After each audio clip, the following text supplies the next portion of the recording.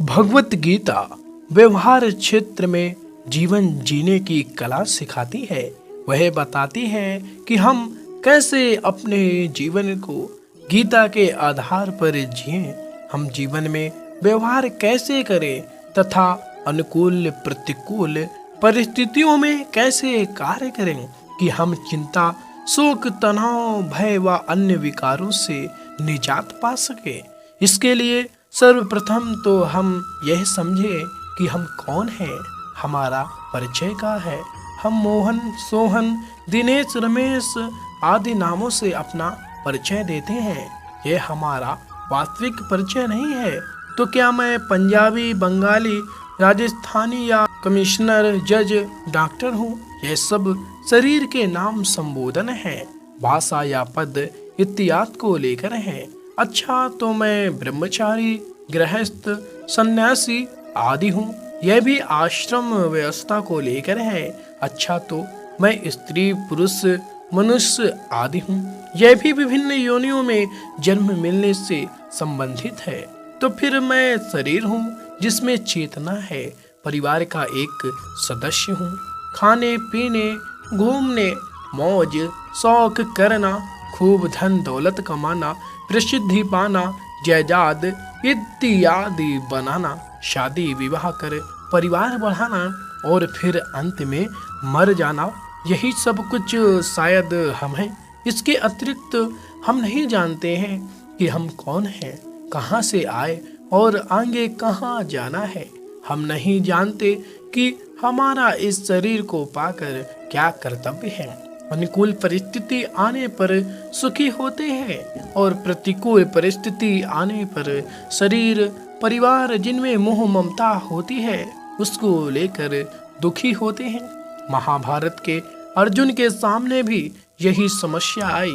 वे कौटुंबिक मोह के कारण अन्याय का साथ देने वाले दुर्योधन व कौरव पक्ष के अन्याय के पक्ष में उपस्थित गुरुजन, पितामह, मामाओं, भाइयों व अन्य महारथियों, आचार्यों आदि को देख युद्ध का विचार त्याग करे अनेक प्रकार की दलीलें देने लगे, जो साधारण व्यक्ति को प्रथम दृष्टया उचित प्रतीत होती हैं।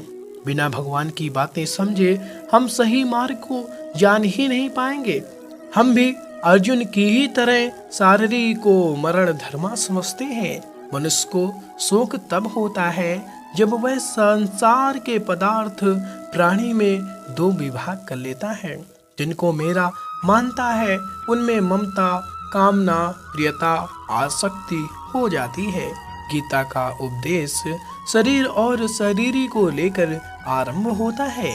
जब तक हम अपने आप को देह मानते रहेंगे, चाहे कितना भी उपदेश सुन ले या सुनाते रहें, विभिन्न साधनाएं भी करते रहें, कोई लाभ नहीं होगा। श्री कृष्ण बताते हैं कि शरीर जड़ है, नाशवान है, परिवर्तनशील है और आदि अंत वाला है, और इसमें चेतन तत्व शरीरी देही अविनाशी है, अनादि है, नित्य है। अतः इसको कारणों से जाना नहीं जा सकता। यह शरीरी ना कभी जन्मता है ना मरता है। यह नित्य निरंतर रहने वाला व शाश्वत है।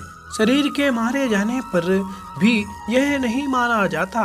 शरीर असत्य है और शरीर सत्य है। सत्य सदा विद्यमान रहता है और असत्य की सत्ता नहीं है। कई तरह के दृष्टांत देखकर श्री कृष्ण शरीर शरीरी के भेद को समझाते हैं। कर्तव्य कर्म की मर्यादा को निभाने के लिए धर्ममय युद्ध से बढ़कर क्षत्रिय के लिए दूसरा कोई कल्याणकारी कर्म नहीं है। अर्थात हमारी दृष्टि कर्तव्य कर्म पर होनी चाहिए, स्वधर्म के पालन पर होनी चाहिए।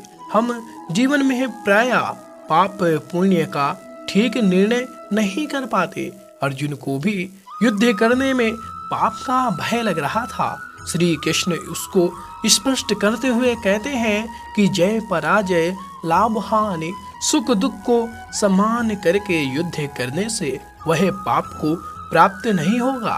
अर्थात निष्काम भाव पूर्वक सिद्धि असिद्धि में सम रहकर कर्तव्य कर्म करना ही गीता के अनुसार व्यवहार करना है। इस समबुद्धि ऐसा धर्म के आरंभ का कभी नाश नहीं होता और इसके अनुष्ठान का उल्टा फल भी नहीं होता। इस समबुद्धि से युक्त हुआ तू कर्म बंधन से भी मुक्त रहेगा। परंतु इस प्रकार की समबुद्धि के विषय में एक निश्चय वाली बुद्धि की आवश्यकता होती है। एक निश्चय नहीं होने से मनुष्य की बुद्धि अनंत शाखाओं वाली हो जाती है। संसार सदा परिवर्तनशील है और परमात्मा एक रूप व अपरिवर्तनशील है, जिनके अंश हम स्वयं हैं।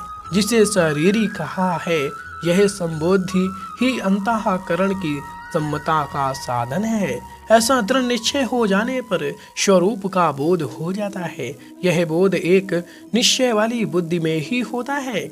लेकिन संसार के पदार्थ धन आदि प्राप्ति करने का उद्देश्य रहने पर एक निश्चयात्मक बुद्धि नहीं हो सकती। फिर बुद्धि की अनंत शाखाएं हो जाती हैं। अनंत शाखाएं हो जाने से मनुष्य कामनाओं में तन्मय हो जाते हैं। स्वर्ग इत्यादि की प्राप्ति को श्रेष्ठ समझने लगते हैं। वेदों में स्वर्ग के भोगों का वर्णन विस्तार से कहा गया है। अतः मनुष्य उनके वेदों के प्रभाव में आने पर स्वर्ग के अनेक भोगों की ओर खींच जाता है। लेकिन वेद शास्त्रों को तत्व से जानने वाले ब्रह्म ज्ञानियों का वास्तविक तत्व जानने के कारण उनमें कोई प्रयोजन नहीं रहता। अतः भगवान कर्तव्य कर्म करने में ही हमारा अधिकार बताते हैं, उनके फलों में नहीं। हम कर्म हेतु के हेतु भी ना बने और कर्मों को करने में भी हमारी आसक्ति ना हो। कर्म फल को प्राप्त करने में हम स्वतंत्र नहीं हैं। कहने का तात्पर्य यह है कि एक करने का विभाग है और एक होने का। मनुष्य केवल कर्तव्य कर्म करने में ही स्वतंत्र है, अपने अनुसार फल की प्राप्ति में नहीं। यह कर्म करने का प्रमुख सूत्र है। अतः आसक्ति और ममता का त्याग करके तथा सिद्धि असिद्धि में सम रहकर प्राप्त कर्तव्य कर्मों को करना चाहिए। गीता में समत्व को ही योग कहा है।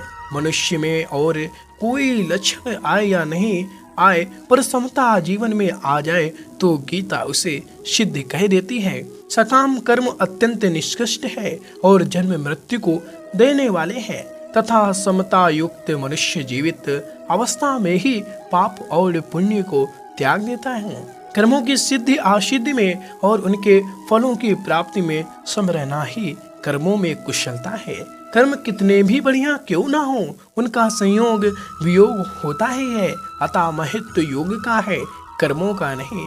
कर्मशु कौशलम के अर्थ में कर्मों में योग को ही कुशलता कहा है।